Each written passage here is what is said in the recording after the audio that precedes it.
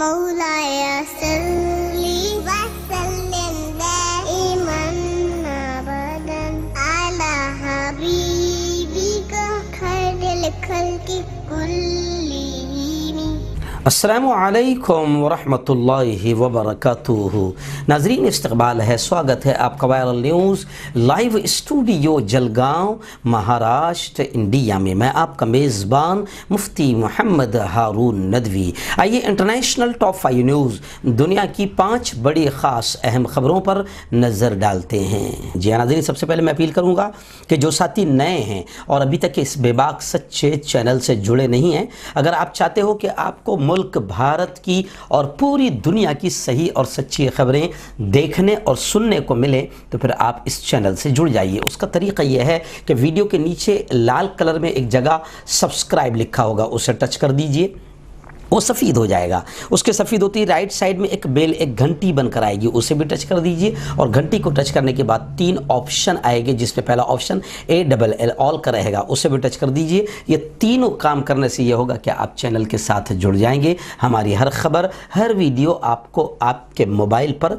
मिल जाया करेगी। और हाँ नाज़रीन, हम रोज़ एक अपील करते हैं कि प्लीज़, ये एक प्राइवेट चैनल है और चैनल चलाने के लिए पूरी एक टीम काम करती है, बड़ा रुपया पैसा खर्च होता है। इसलिए हम आपसे अपील करते हैं कि अगर आप चाहते हो कि ऐसे बेबाक चैनल जो जुल्मों के ख़िलाफ़, जालिमों के ख़िलाफ़ बोल रहे हैं, सच्ची सही खबरें दिखा रहे हैं, अगर आप चाहते हो कि ऐसे चैनल बाकी रहे, मजबूत हो, तरक्की करें, आगे बढ़े, तो प्लीज़ चैनल की फाइनेंशियल हेल्प, माली मदद ज़रूर कीजिए। स्क्रीन पर आप नज़र डालें, हमारे चैनल का बैंक अकाउंट नंबर भी दिया जाता है। और अगर आप ऑनलाइन पैसा भेजकर मदद करना चाहते हैं तो गूगल पे, फ़ोन पे और पेटीएम तीनों का नंबर दिया जाता है, एक ही है, 9923223361। अल्लाह ने जो भी आपको ताकत दी है, उस ताकत के एतबार से आप चैनल की हर दिन या हर हफ्ते या महीने में एक बार आप फिक्स कर लीजिए और चैनल की मदद ज़रूर कीजिए।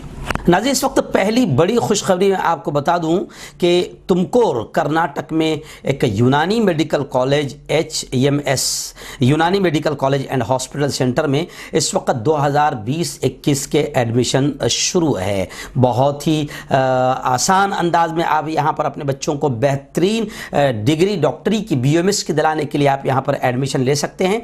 वहाँ के प्रिंसिपल से आप मज़ीद जानकारी के लिए राब्ता कायम करें, जिनका फ़ोन नंबर है 9342123016 और दूसरा नंबर है 9821325250। मज़ीद मालूमात के लिए आप उनसे राब्ता कायम करें। HMS यूनानी मेडिकल कॉलेज, तुमकुर, कर्नाटका। नाज़रीन, पहली बड़ी ख़बर इस वक्त यूँ समझिए कि रिपोर्ट की शक्ल में मस्जिद हराम से आ रही है।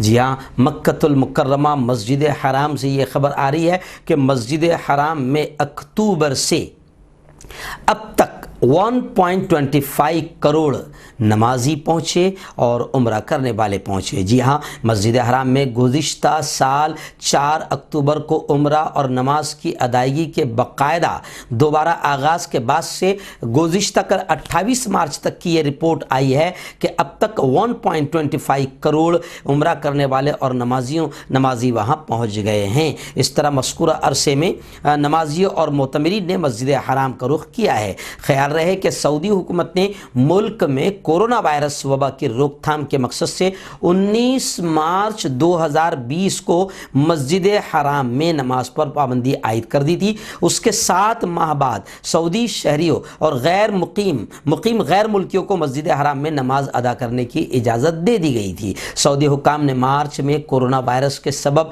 हिफाजती इक़दामात के तहत उम्रे को ख़त्म कर दिया था। उसके बाद सऊदी वज़ारत हज व उम्रा ने उम्रे के दोबारा आगाज़ के लिए 4 मराहिल का ऐलान किया था। पहले मरहले में अमली गुंजाइश के 30%, दूसरे मरहले में 28 अक्टूबर से मजमूई अमली गुंजाइश के और आगे कुछ समझिए कि बतदरीज 100% तक पहुंचा दिया गया था, 75%। फिर उसके बाद में 1 नवंबर से बाहर, अंदरून और बैरून मुल्क से उम्रा और ज़ियारत का बतदरीज आगाज़ हो गया, जिसको 100% तक पहुंचाया गया। और अब ख़बर आ रही है कि अल्हम्दुलिल्लाह 1.25 करोड़ के करीब अब तक वहां पर लोग उम्रे के लिए पहुंच चुके हैं। اور یقیناً ہم مسجد حرام کے منتظمین اور ذمہ داران کو دل کی گہرائیوں سے مبارکباد پیش کرتے ہیں کہ جو انتظام انہوں نے کورونا وائرس کی وبا کو مد نظر رکھتے ہوئے حفاظتی جو انتظامات کیے ہیں، اللہ ان کو اس کا بہتر بدلہ دنیا اور آخرت میں نصیب فرمائیں۔ ناظرین، دوسری بڑی خبر اس وقت میانمار سے آ رہی ہے۔ جی ہاں، یہ وہی میانمار ہے جہاں سے 2017 کو خبریں آئی تھی کہ کس طرح وہاں کے لوگوں نے بھی اور وہاں کی فوج نے بھی مسلمانوں کا قتل عام کیا تھا اور زندہ جلایا تھا، عورتوں کے ساتھ ریپ کیا تھا اور نہ جانے کتنے ظلم ڈھائے تھے، مسلمانوں کے بدن کے ٹکڑے ٹکڑے کیے تھے، ان کو گڑوں میں کھود کر زندہ گاڑ دیا تھا۔ لیکن آج اسی میانمار سے خبر آ رہی ہے، دیکھیے اللہ کے یہاں دیر ہے اندھیر نہیں، فیصلہ تو ہوتا ہے۔ 2017 میں جب میں حج کو تھا، وہاں سے میں نے بھارت اور پوری دنیا کے مسلمانوں کے لیے باقاعدہ وائرل نیوز لائیو کے ذریعے سے اپیل کی تھی کہ میانمار کے لوگوں کے لیے آواز اٹھائیں، دعائیں کریں۔ آج یہ خبریں آ رہی ہے، حالانکہ اس خبر سے ہم خوش نہیں ہیں، لیکن دیکھیں کس طرح اللہ حالات کو بدلتا ہے۔ اب میانمار میں وہی لوگ جنہوں نے کبھی مسلمانوں کا قتل عام کیا تھا، میانمار میں اب فوج نے ان کا قتل عام کیا۔ فوجی بغاوت کے بعد سب سے زیادہ خونریز ترین دن شمار کیا گیا ہے سنیچر کا۔ 114 کے قریب مظاہرین کی ہلاکت ہوئی ہے۔ اس پر اب پوری دنیا میں ری ایکشن کیا جا رہا ہے، لیکن میانمار کی فوج کسی کی سننے اور کسی کو گننے کو تیار نہیں ہے۔ ڈائریکٹ مظاہرین کے دماغوں میں اور سروں میں انہوں نے گولیاں اتار دی ہے۔ تو اس طرح میانمار میں فوج کی جانب سے قتل عام ہوا ہے۔ کالا سنیچر اسے کہا جا رہا ہے، بلیک سیٹرڈے کہا جا رہا ہے۔ ایک ہی ساتھ تقریباً 114 مظاہرین کو ہلاک کرنے کی فوج کے ہاتھ سے خبریں آ رہی ہے۔ میں آپ کو بتا دوں کہ اس وقت اب پوری دنیا میں میانمار کے خلاف آواز اٹھ رہی ہے۔ آسٹریلیا، کینیڈا، جرمنی، یونان، Italy, Japan, Denmark, Netherland, New Zealand, جنوبی کوریا اور برطانیہ اس میں شامل ہے، اور تمام لوگ میانمار کے خلاف آواز اٹھا رہے ہیں، لیکن میانمار کی فوج کسی اور کو سننے اور گننے کو تیار نہیں ہے۔ لیکن اس خبر کا دوسرا پہلو یہ ہے کہ ذرا دھیان کیا جائے کہ کس طریقے سے 3-4 سال پہلے مسلمانوں کا قتل عام لوگوں نے وہاں پر کیا تھا، اب انہی لوگوں کا قتل عام یہی فوج کر رہی ہے۔ ناظرین، اس وقت بڑی خبر میری نگاہوں کے سامنے اٹلی سے آ رہی ہے۔ اٹلی کا ایک نیا المیہ سامنے آ رہا ہے کہ وہاں پر شادیاں اور شرح پیدائش کم ہو گئی، جبکہ مرنے والوں کی تعداد، جنازوں کی تعداد زیادہ ہو گئی۔ آبادی میں کمی کا تیز رفتار رجحان سامنے آ رہا ہے۔ مجموعی آبادی اب 60 ملین سے بھی کم ہو گئی۔ جی ہاں، یورپین کنٹری ملک اٹلی میں کورونا کی وجہ سے شادیوں اور شرح پیدائش میں کافی کمی ہوئی ہے، جبکہ مرنے والوں کی تعداد زیادہ ہو گئی ہے۔ اس المناک صورتحال کے نتیجے میں ملک کی آبادی میں گزشتہ برس تقریباً 4 لاکھ کی کمی ریکارڈ کی گئی۔ اطالوی راجدھانی روم سے ہفتہ 27 مارچ کو ملنے والی رپورٹوں کے مطابق اٹلی کا شمار ان ممالک میں ہوتا ہے جہاں مجموعی آبادی کے تناسب سے کووڈ-19 کے باعث مرنے والوں کی مجموعی شرح بہت زیادہ ہے۔ اس لیے اب وہاں ملک کی آبادی کو ایسی صورتحال کا سامنا ہے کہ آبادی میں کمی ہو گئی ہے اور مجموعی آبادی اب 60 ملین سے بھی کم ہو گئی ہے۔ اٹلی کے قومی شماریاتی ادارے نے بتایا کہ 2020 میں 1 جنوری سے لے کر 31 دسمبر تک کے عرصے میں شادیوں اور بچوں کی پیدائش میں